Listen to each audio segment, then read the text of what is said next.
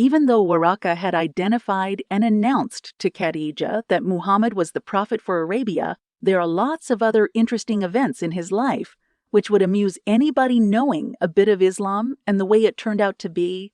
Keep watching the roller coaster ride of Muhammad after his marriage to Khadija.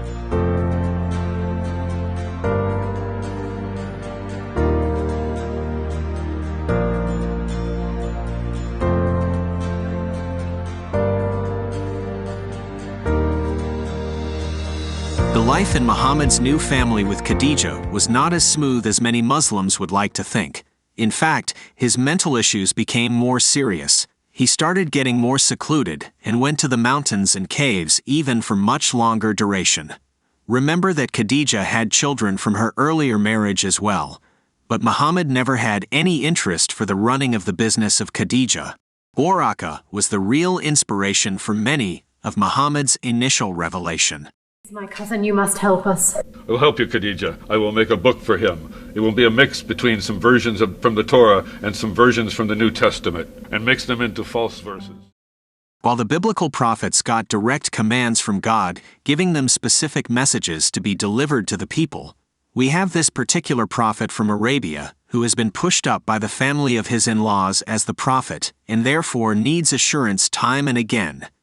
Even then, there was never any communication from God at any point in time, whereas the biblical prophets proved their authenticity by performing supernatural miracles that convinced the people of their genuinity.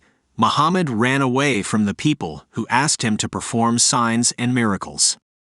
We are well aware of the events in the life of Muhammad where he used to see and hear things which can be considered as psychiatric in nature. Do you remember those things that happened in his childhood in Halima's care? If you have not watched the earlier videos of the series, please do click on the link of the playlist in the description box to watch the previous episodes. All the theatrics of cover-up by Khadija and Waraka to make him a prophet never healed him, rather it made him more of a secluded, dreamy person. This possession never left him, rather it took on different forms. There are hadiths which speak of him hearing the ringing of bells, and as a result of the shock treatment by the spirit, he used to sweat profusely even in very cold day or night. Surely there was a spirit which possessed him. The nature of the spirit which possessed him is something we need to analyze as we proceed. We have additional references from the Tabaqat, where it says that he had a very traumatic period when the spirit possesses him. It says that he suffered much pain and his face turned dust-colored. In another instance, it says that the incident left him so fatigued as if overcome by sleep. Just imagine the torment he used to undergo. Even the animals around him used to be adversely affected by this spirit possession. The paragraph reads as follows: I witnessed the revelation coming to the prophet, may Allah bless him, while he was riding his beast. It screamed and contracted its 4 legs, and I thought they would break. Sometimes it sat and sometimes it stood up, straightening its 4 legs till the burden of the revelation was gone, and the prophet got down from it like a string of pearl. Notice this incident. He is scared to death by the spirit which inflicts him with unimaginable torment. He runs to Khadija, requesting her to cover him up, but Tabari seems to ignore the details of what happens after that. This is captured by Ibn Ishaq in his book called The Life of Muhammad, where the spirit which he claims to be Gabriel is following him to his house, and Khadija does certain experiments showing her exposed thigh and face to remove the influence of the spirit from Muhammad. This movie clip gives a short summary of how the event transpired in the room of Khadija. Do you see him?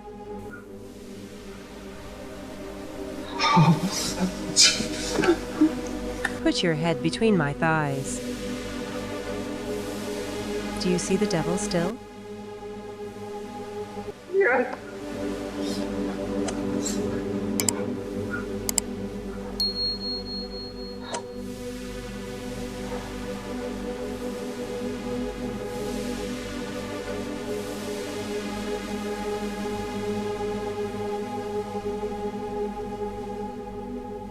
Now do you see him?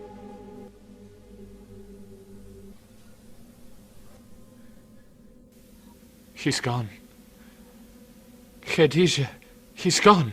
How have you done this? In a biblical sense, this is nothing but demon possession. This demon-possessed person needs deliverance like the one who was delivered from the possession of demons by Jesus in the Gerasenes. He too led a secluded life among tombs and on the mountains, trying to injure himself. Remember how Muhammad used to attempt suicide when he felt desperate? Only Jesus can deliver such a person.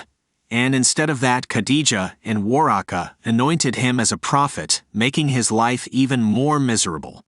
When Muhammad was around 40, that is 15 years after his marriage to Khadijah, and constantly hearing that he is a prophet of Allah whenever he is attacked by this demonic spirit, he finally announced that he is the prophet of Allah.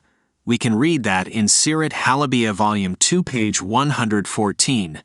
Then Muhammad describes the event in which Jibreel comes before him and squeezes his neck demanding him to read. This is the context of Surah 96, where Muslims believe that Al-Alaq started getting revealed for Quran chapter 96. When Khadijah heard this from Muhammad, that Gabriel is constantly following him, she could not control her feelings. She suddenly rushed to Waraka to share the news which he has been telling since some time. When Waraka heard it, he too became excited that his trick worked on Muhammad. He told her that this is the same Gabriel who came to Moses. Interestingly, there is no mention of Gabriel in the life of Moses as per the Torah. Anyhow, he asked Khadijah to keep telling him that he is the prophet of the people of Arabia. Muslim historians have tried their level best to convince that the name of Gabriel is new to the people of Arabia, therefore the encounter with the angel of God is genuine. This assumption is so far from the truth as East is from the West. Gabriel was a known name of the angel of God among the Jews and Christians, therefore it is quite natural that the name of Gabriel is also known to the pagans. In fact, the Bible has just two names of the angels of God, Michael and Gabriel. And as Waraka was a new convert, he is the one who toyed with the idea of Gabriel as the spirit that tormented Muhammad. Notice this hadith where the idols of Abraham and Ishmael were also available inside the Kaaba. This shows that the stories of Abraham and the Jews were common folklores. Whatever we see in Quran has a twist coming from stories which existed before Islam and Muhammad. We all know about the Miraj flight of Muhammad on the Buraq. It is not a new story. Let me show you how little Aisha was the one who injected this idea into the Prophet. This is a conversation between Aisha and the Prophet of Islam, which we get in the hadith of Sunan Abi Dawood. He asked, "What is this?" She replied, "My dolls." Among them he saw a horse with wings made of rags and asked, "What is this I see among them?" She replied, "A horse? He asked, "What is this that it has on it?" She replied, 2 wings. He asked, "A horse with 2 wings." She replied, Have you not heard that Solomon had horses with wings?" She said, Thereupon the messenger of Allah laughed so heartily that I could see his molar teeth. Now coming back to Muhammad becoming a prophet, it is believed in Islamic circles that Waraka was a Christian scholar who used to translate the Bible to Arabic, and hence Waraka assumed that the supposed prophet from that supposed Bible was Muhammad. As time passes, the old man Waraka dies. Remember that Waraka was never a Muslim, and the death of Waraka caused great grief to Muhammad. Why did the Prophet of Islam mourn so deeply at the death of a non-Muslim? Have you thought of it? He will no longer get any of those words he used to get to utter his prophecies. At that time Muhammad realizes that the cornerstone of his prophetic ministry was pulled away, and he is all alone now. We see him attempting suicide after the death of Waraka. Why is he going to this extreme?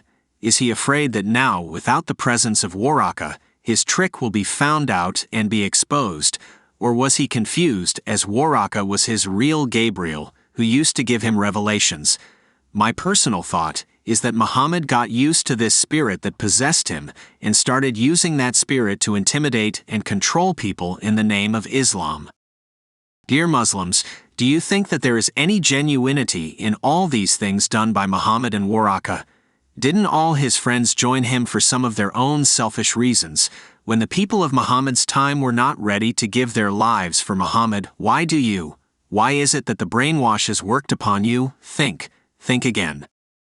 I would like to end this video with a challenge to our Muslim friends. The challenge is this: send me 5 good things practiced by Muhammad in his lifetime, which any person can follow for a better life. It has to be appealing to the conscience of all humans and should be exclusive to the life of the Prophet. I am reiterating again, these 5 things should have been practiced by the Prophet of Islam, not just said, but practiced. Go ahead and put those things in the comment section. We have come to the end of this video. If you have liked the content, please do punch the like button and consider subscribing to the channel. Also, don't forget to click on the bell icon that will make sure that you are notified of all our latest videos. Till we meet again, may the good Lord bless you and keep you.